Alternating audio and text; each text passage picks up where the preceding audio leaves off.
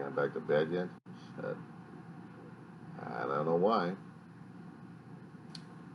Weaver John C., Roseman, California. How you doing? I can't see what the damn time is because my glasses are already off my face. So it's still Saturday, early in the morning. It is August 22nd, 2020. Okay. According to a cell phone, it's 2:13 in the morning. Okay. I tried to say on the other video that I've said and done things in my life. Tried to talk about my past, depression, politics, life in general. All the things I don't even hear people talking about these days. I mean, they want to be polarized about a hell of a lot of things. And I've also said in the other recording that I am what I am, and I tell things the way I see it, observations, and I'm not forcing stuff down people's throats. I'm only saying what the hell I see. I'm also telling people what I've gone through at this point over here. And the struggles a person has to go through sometimes. And it's not that easy. You see me trying to be relaxed about this with the stance I've got right now. The truth of the matter is I'm not. I'm not all that relaxed. Not in the least. If I was, I'd be sleeping at this time in the morning, and I'm not. I haven't been so in a long while. Things have been piling up left and right. Things I wanted to say and record originally just don't seem to get recorded and put out the way I think it should have been, and just something different. I guess some people say, well, that's all right. To me, it's not. It's not. Yeah, just cohesive, concisive, organized. A lot of topics to talk about. I'm not that. I'm a rambling man. And that probably pisses a hell of a lot of people off because I ramble. When you're stuck with mental illness going on in your damn head, it's nothing. There's no normal in there. There's no organization. I've been a disorganized kid for all of my life. This is like part 2 and part 1 for the last video. I had tried to make other videos to talk about different interests, such as Disney films. I did one recording, and I had to dump the damn thing because my head went off. I was trying to describe a particular movie I saw a long time ago that I'm getting a DVD for. It's a used copy, but still, I'm going to put it in my collection. I'll watch it first, and then put it in my collection and bury it. Island at the Top of the World. Back in the 60s and 70s, Disney really did their movies. Besides animation, it's the live action stuff that they did, both television and in film.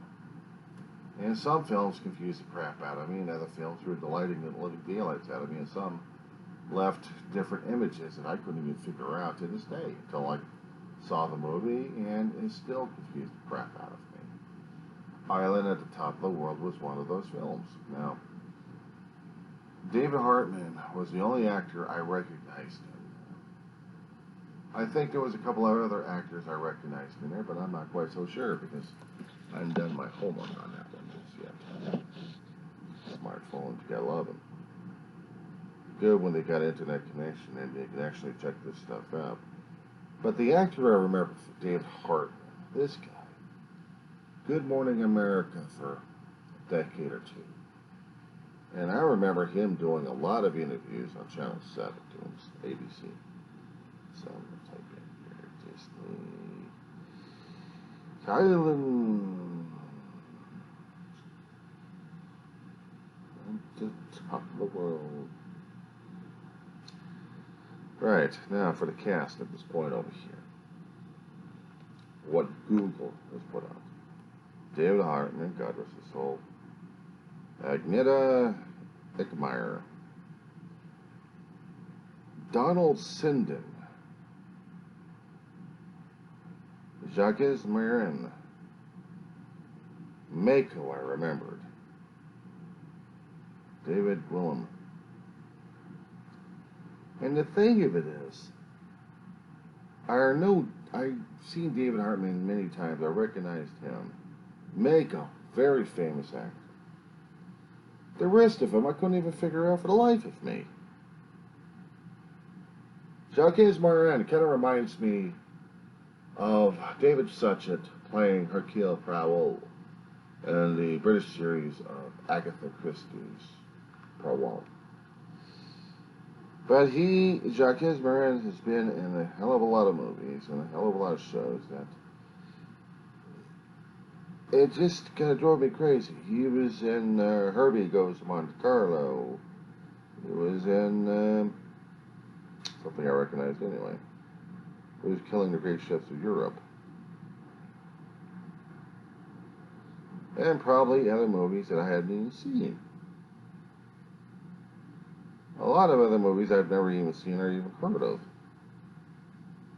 So, imagine for one or two films I've seen, he leaves an impression on me. Now, if we're talking about Donald Sinden here, this gentleman, I had seen in many films. But trying to figure him out is a different one altogether. So I am really out of it. I know I've seen this guy from other places. I just couldn't remember where the somehow I've seen him at in different movies and different shows. But just watching that movie for Island of the Top of the World, that movie left something in my head. The visualizations that Disney did back then were stunning. They may be crude these days with special effects and computer technology, but back then they were on top of their game on it. As they always try to be on top of their game. And seeing this movie, a British banker wants to locate his missing son, who disappeared a long time ago. Hires an archaeologist because he finds a record, something sent to him. Smuggled. And it's a way for him to find his son. And he needs a balloonist.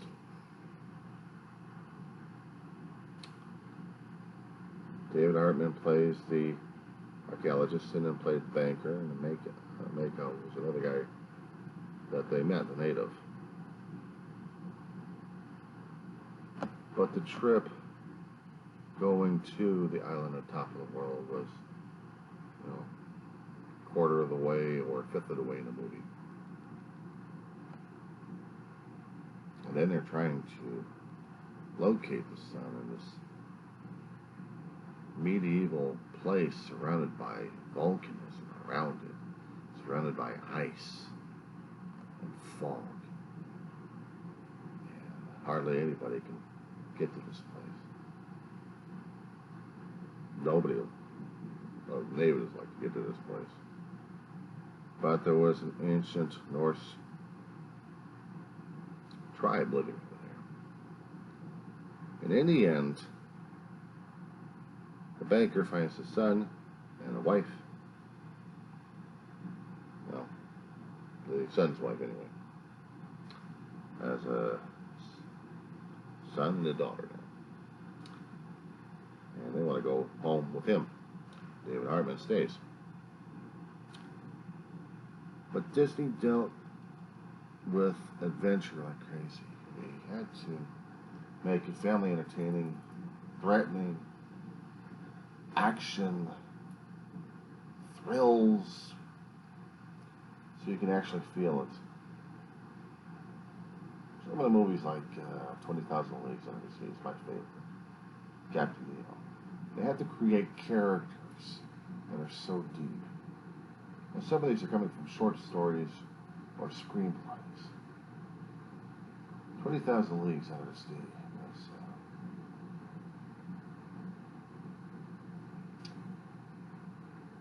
was a deep story. I'm losing my brains this morning, I tell you. What happens when you don't even have sleep? So here we go again, boys and girls. I know, you probably already know it by now. Jules Verne, right? Right. First Man on the Moon. Jules Verne was a hell of a writer. And he created 20,000 Leagues Under the Sea. I read that book. It was a fascinating book. Growing up as a young kid, I read it. Couldn't understand a damn thing about it. When I got as a young adult, then I read it again. I had to see the movie to enjoy it. Kirk Douglas, or God rest his soul. James Mason, God rest his soul, too. Peter Lorre's in it. The characters are complex and convoluted, but not as convoluted as James Mason's, who played Nemo. I can't tell you how many adaptations they've made off of that story. But Disney tried to do it. One version of it. Tried to show Mason's pain, anger, anguish, why he was the way he was. Trying to explain things to Professor Aronnax that he had to be the vengeance because he didn't want anything else to happen to the rest of the world like that. He was willing to give the world the power, but the problem is the power of his ship would have put the world in greater danger, and perhaps it was at best that in the movie the ship sunk and buried itself in the waters, while the rest of the island that it came from volcano blew itself up, thanks to Nemo, who thought it was well too dangerous for the world to have that kind of power, atomic power at that time. And back in the 50s,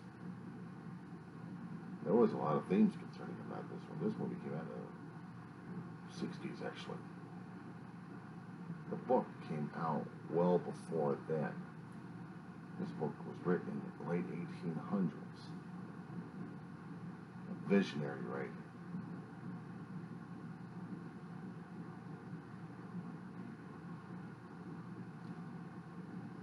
It helps when you have visionary writers to help you expand your knowledge of what's going on around you, to explain things, to relate to other items. And Disney was trying to pick up on a lot of those things. It liked, the company at the time liked to do historical stuff as well. TV series like Swamp Fox, Davy Crockett, and several others if I remembered. Barely anyway, but still. It was wonderful seeing those series. Reliving those kind of adventures that I used to watch on television all the time on Sundays. Wonderful World of Disney on Channel 7. Well after Marlon Perkins and his hour of Wild Kingdom. Mutual of all of Oz, Wild Kingdom.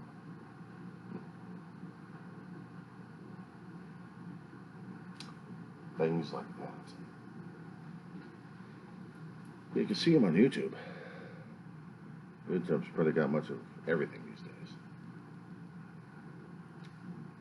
But it just kind of shows what my head goes through on some occasions. I think about things like that. Memories of the past that I've been through that I have to talk about and write about. Well, not write about, I just usually do audio and video recordings of it now. I used to write. I still need to get back into writing.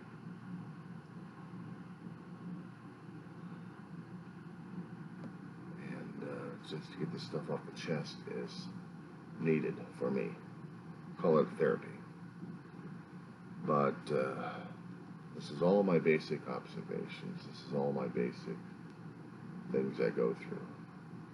I know a lot of people want to express their opinions and want to be enthusiastic with whatever they want to do and explain to people left and right. They're hoping that other people will join them in their cause, in their fight, or whatever kind of situation they're going through. Me, on the other hand, I'm just trying to survive through life.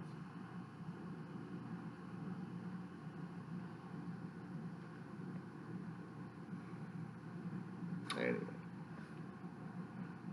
I guess that's about it.